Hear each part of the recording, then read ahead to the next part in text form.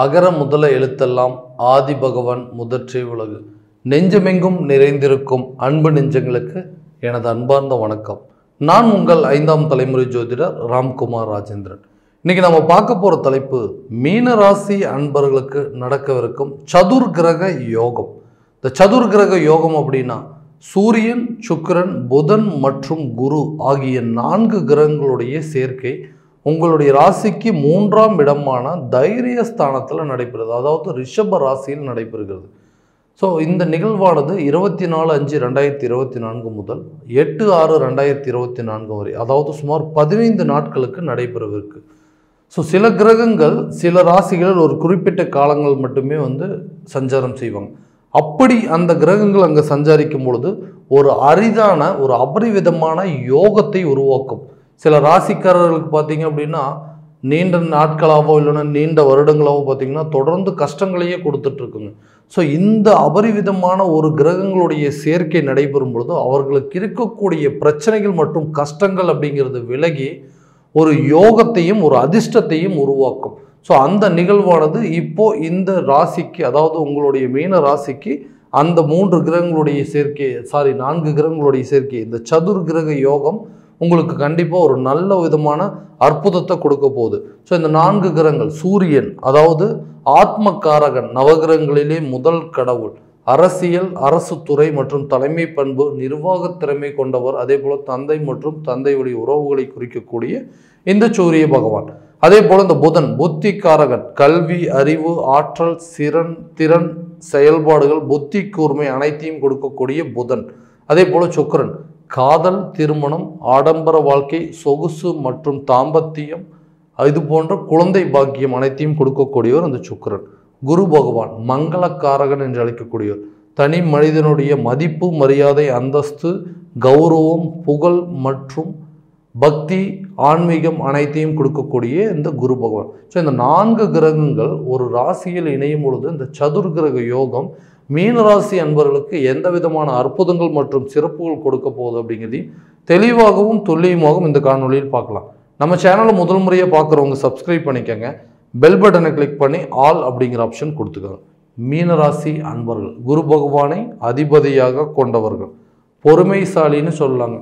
எந்த விஷயத்தையுமே பொறுமையாக செயல்படுத்தக்கூடியவர், தேவையில்லாத விஷயத்துக்கு யார் மேலேயும் கோவப்படாதவர், அதே போல் அன்பானவர், அன்புக்கு கட்டுப்பட்டவர்னு சொல்லலாம்.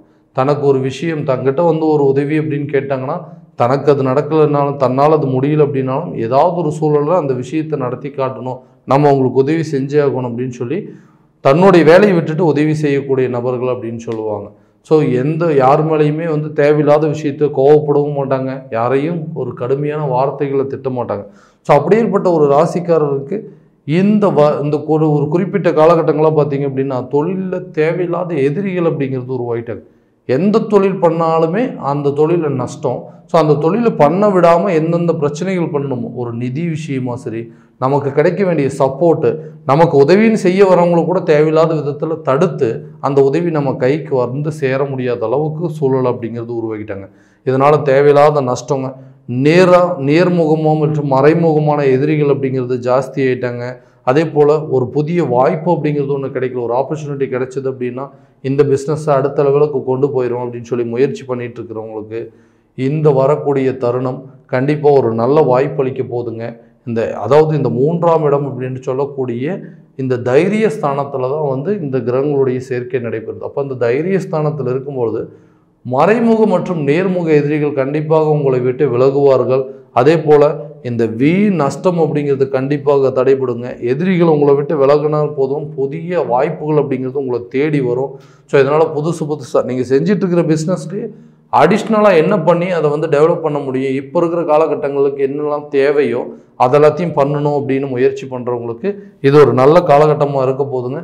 இந்த தருணம் இந்த தொழில் ரீதியாகவும் வியாபார ரீதியாகவும் இருந்தும் அந்த தடைகள் அனைத்தும் விலகி எதிரிகள் உங்களை விட்டு விலகி தைரியமாக எந்த பிரச்சனையும் ஃபேஸ் பண்ணக்கூடிய அளவுக்கு சில யோக காலமாக இந்த சதுர் கிரக யோக காலம் உங்களுக்கு இருக்க போகுதுங்க.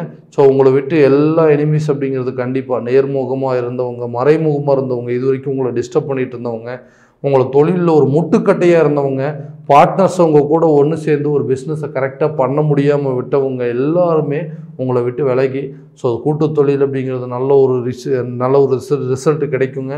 அதே போல் கூட்டாளிகள் உங்களுக்கு யாரெல்லாம் பிடிக்கல அப்படின்னா அவங்களெல்லாம் விளக்கக்கூடிய ஒரு தருணமாகவும் இருக்க போது. தொழில் ரீதியாகவும் வியாபார ரீதியாகவும் நல்ல ஒரு மாற்றம் அப்படிங்கிறது இருக்குங்க. அதே போல் அந்த உத்தியோகஸ்தர்கள் வேலைக்கு போகிறவங்க வேலை செய்கிற இடத்துல கடினமான வேலைகள் அப்படிங்கிறதுலாம் செய்யக்கூடிய சூழ்நிலை இருக்குங்க. ஆனால் அந்த அவ்வளோ கஷ்டமான வேலையை செஞ்சும் மனசில் வந்து நிம்மதி இல்லைங்க, கரெக்டான விதத்தில் ஒரு சந்தோஷம் இல்லை.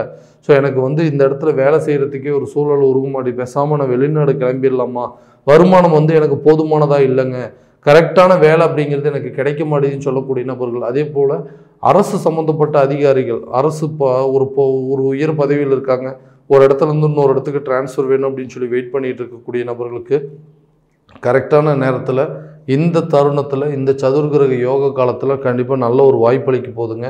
வேலை செய்கிற இடத்துல இருக்கக்கூடிய பிரச்சனைகள் அனைத்தும் உங்களுக்கு தீரப்போகுது. உங்கள் உழைப்புக்கு தகுந்த ஊதியம் அப்படிங்கிறது கிடைக்க போகுது. வெளிநாடு செல்லணும் அப்படின்னு சொல்லி முயற்சி பண்ணுறவங்களுக்கு இது ஒரு நல்ல காலகட்டமாக இருக்க போகுது. வருமானங்கள் கண்டிப்பாக அதிகரிக்கும். வேலை தேடிட்டு இருக்கிறவங்களுக்கு கண்டிப்பாக வேலை கிடைக்குங்க.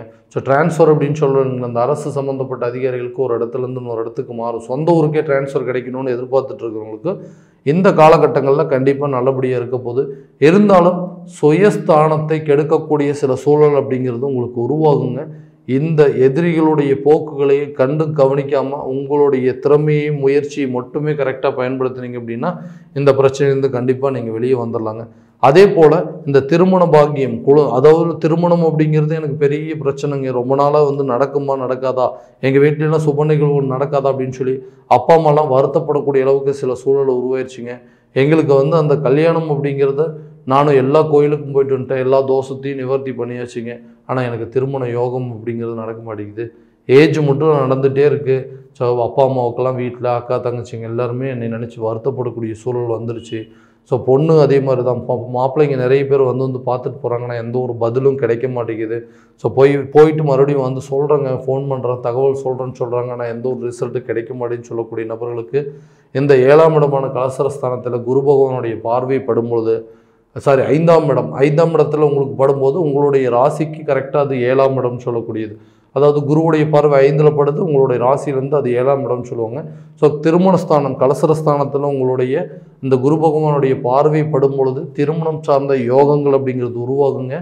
கணவன் மனைவிக்கிடையே இருந்த அந்த கருத்து வேறுபாடுகள், எதுக்கெடுத்தாலும் சண்டை போட்டுகிட்டே இருக்கிறாங்க, எதுக்கெடுத்தாலும் நல்லா அண்டர்ஸ்டாண்டிங்கே இருக்க மாட்டேங்குது, என் பேச்சை கணவர் கேட்கவே மாட்டேங்கிறாரு அப்படின்னு சொல்லக்கூடிய தம்பதியினருக்கு இந்த காலகட்டங்கள் கணவன் மனைவிக்கிடையே நல்ல ஒரு நெருக்கம் அப்படிங்கிறது உருவாகுங்க. ஆன்மீக பயணம் மேற்கொள்வதற்கான சில சூழல் உருவாகும். அவங்களுக்கு தேவையான விஷயத்தில் அவங்கக்கிட்ட கொடுத்து பணத்தை உதவி பண்ணக்கூடிய அளவுக்கு வாய்ப்புகள், ஒருத்தருக்கு ஒருத்தர் அட்ஜஸ்ட் பண்ணிக்குவாங்க. அதாவது பண விஷயமா இருக்கட்டுங்க, குடும்பத்தில் இருக்கக்கூடிய பிரச்சனைகளாக இருக்கட்டும், 2 பேருமே பேசி சில சாதகமான சூழ்நிலையை உருவாக்கக்கூடியது, அதாவது உங்களுக்கு அது ஃபேவராக நடத்தக்கூடிய அளவுக்கு சில வாய்ப்புகள் இருக்குது. ஸோ இந்த சதுர்கிரக யோக காலத்தில் இந்த சுக்கிர பகவான் அதே போல் இந்த குருவனுடைய பார்வை இந்த 7ஆம் இடத்துல படும்பொழுது இருக்கக்கூடிய பிரச்சனைகள் அனைத்தும் உங்களுக்கு கண்டிப்பாக விலகப் போகுதுங்க. திருமணம் சார்ந்த யோகமும் இருக்குது, கணவன் மனைவிக்கிடையே நல்ல அந்யோன்யம். அதே போல் அந்த குருவுடைய பார்வை ஸ்ட்ரைட்டாக 5ஆம் இடத்துல படும்போது புத்திரர் சம்மந்தப்பட்ட அனுகூலங்கள் அப்படின்னு கிடைக்கும். ஒரு குழந்தை இருக்குங்க, 2வது குழந்தைக்கு ரொம்ப வருஷமாக ட்ரை பண்ணிட்டு இருக்கோன்னு சொல்லக்கூடியவங்களுக்கு இந்த புத்திர பாக்கியமானது உருவாகுங்க. அதே போல் குழந்தை இல்லாத தம்பதியினருக்கு குழந்தை பாக்கியம் அப்படிங்கிறது கண்டிப்பாக கிடைக்குங்க. ஸோ இந்த காலகட்டங்கள் உங்களுக்கு ஒரு மகிழ்ச்சியான தருணத்தை அப்படிங்கிறது உருவாக்கும். இடம் வாங்கணும், வீடு வாங்கணுங்க, ஸோ ஒரு ப்ராப்பர்ட்டி வாங்கணும் அப்படின்னு நினச்சிட்டு இருக்கிறவங்களுக்கு இந்த காலகட்டங்களில் ஒரு சில யோகம் அப்படிங்கிறது கொடுக்குங்க. இடம் வாங்குறதுக்கான ஒரு வாய்ப்பும், சொந்த வீடு கட்டுறதுக்கான சில முயற்சிகள், பேங்க்கில் ஏதாவது லோன் அப்ளை பண்ணியிருந்தீங்கன்னா கூட அது வந்து இந்த காலகட்டங்களில் உங்களுக்கு கிடைக்கிறதுக்கான ஒரு சூழல் அப்படிங்கிறது கண்டிப்பாக உருவாகுங்க. ஸோ கரெக்டான ஒரு யூட்டிலைஸ் பண்ணிட்டீங்க, நல்ல ஒரு வாய்ப்பை பயன்படுத்திட்டீங்க அப்படின்னா வீடு கட்டக்கூடிய யோகம், ஒரு ப்ராப்பர்ட்டி வாங்குறதுக்கான சில சூழல் அப்படிங்கிறது கரெக்டான விதத்தில் உருவாகும். அதே போல் இந்த கடன் தேவையில்லாத செலவுகள் அப்படிங்கிறது, அதாவது கடன் அப்படிங்கிறது ஏதோ ஒரு தேவைக்காக யாருக்கோ வாங்கி கொடுக்கறதுக்கான சில சூழ்நிலைக்கு, ஒருத்தருக்கு வாங்கி பணத்தை கொடுத்துட்டேன், கடைசியில் அவர் கட்டாமல் போயிட்டார், இப்போ அந்த பணத்தை நான் கட்டிகிட்டு இருக்கேன்னு சொல்லக்கூடிய ஒரு சூழல். அதே போல் இந்த கடனை எப்படித்தான் அடைக்க முடியுங்க, அந்த கடனை அடைக்கிறதுக்கான யோக காலம் ஏதாவது இருக்கான்னா கண்டிப்பாக உங்களுடைய கடனில் ஒரு பங்கு அடைக்கிறதுக்கான சில சூழ்நிலைகள் அப்படிங்கிறது உருவாகும். கடனை கரெக்டான நேரத்தில் அந்த கடனை நீங்கள் கண்டிப்பாக கட்டி முடிச்சிருவீங்க. ஸோ இனிமேல் அந்த உதவி அப்படிங்கிறது செய்யக்கூடிய ஒரு சூழல் இன்னும் ஒரு வருஷத்துக்கு யாருக்குமே செய்ய வேண்டாங்க. யாருக்கும் ஹெல்ப் பண்ண வேண்டாம், யாருக்கும் ஜாமீன் போடக்கூடிய தருணம் அப்படிங்கிறது கண்டிப்பாக கிடையாது. அடுத்து உங்களுக்கு ஏதாவது ஜாமீன் போட்டிங்கன்னா அந்த பணத்தை நீங்களே கட்டக்கூடிய சூழல். வம்பு வழக்கு கோர்ட்டு கேஸுகளை சந்திக்கக்கூடிய தருணமும் இருக்க போது தேவையில்லாத நட்புறவு அப்படிங்கிறது கண்டிப்பாக அவாய்ட் பண்ணுங்கள். நண்பர்களுடைய பகையாக மாறுறதுக்கு வாய்ப்புகள் சில சூழல்கள் இருக்குது. முடிஞ்ச வரைக்கும் தேவையில்லாத வாக்குவாதங்கள் அப்படிங்கிறது ஈடுபடாமல் இருந்தீங்க அப்படின்னா எல்லா விதமான வெற்றிகள் அப்படிங்கிறது உங்களுக்கு கிடைக்குங்க. மனைவிகிட்டையும் விவாதங்கள், இல்லை குடும்பத்தில் யாருக்கிட்டையாவது நண்பர்கள்கிட்டையோ இல்லை பார்ட்னர்ஸ்கிட்டையோ யாரு கூடயுமே வாக்குவாதம் செய்யக்கூடாத ஒரு வாய்ப்பு தான் இதுங்க. இந்த நேரத்தில் நீங்கள் அந்த மாதிரி சண்டை போட்டுக்கிட்டோ இல்லை ஆர்கியூமெண்ட் பண்ணிட்டு இருந்தீங்கன்னா அது உங்களுக்கு தான் தேவையில்லாத பிரச்சனைகள் அப்படிங்கிறது உருவாக்கும். அதே போல் உடல் ஆரோக்கியத்தில் கொஞ்சம் கவனம் அப்படிங்கிறது செலுத்தணுங்க. ஆரோக்கிய குறைபாடுகள் இருக்குது. அதே போல் குழந்தைங்களோட கல்வியில் நல்ல முன்னேற்றம் அப்படிங்கிறது இருக்குது. புதுசாக ஏதாவது கோர்ஸ் சேர்த்தலாமா, இல்லை இந்த லீவில் இருக்கிற டைமில் ஏதாவது கிளாஸஸ் அடிஷ்னலாக அனுப்பலாமா அப்படிங்கிற ஒரு சில எண்ணங்கள் அப்படிங்கிறது வருங்க. வெளிநாடு சம்மந்தப்பட்ட கல்விகள் அப்படிங்கிறது, அதாவது ஃபாரின் போய் படிக்கக்கூடிய அளவுக்கு சில யோகமாக இருக்க போகுது இந்த சதுர்கிரக யோக காலம். ஸோ இவ்வளோ நேரம் நம்ம பார்த்தது எல்லாமே பார்த்தீங்க அப்படின்னா கோச்சார பலன்கள் மட்டும்தாங்க.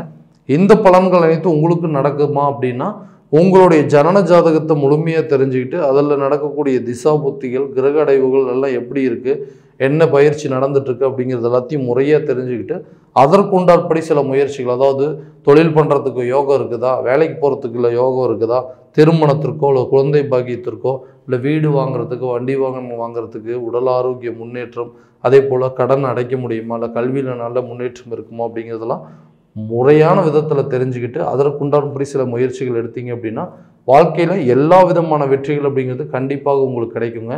அதே போல் உங்களுடைய ஜாதகம் எங்கிட்ட பார்க்கணும் அப்படின்னு ஆசைப்பட்டீங்கன்னா கீழே இருக்க நம்பருக்கு காண்டாக்ட் பண்ணி அப்பாயின்மெண்ட் ஃபிக்ஸ் பண்ணிக்கோங்க.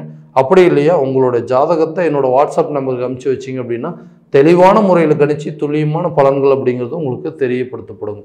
மீண்டும் அடுத்த காணொலியில் உங்களை சந்திக்கும் வரை உங்களிடமிருந்து விடைபெறுவது உங்கள் ராம்குமார் ராஜேந்திரன். நன்றி.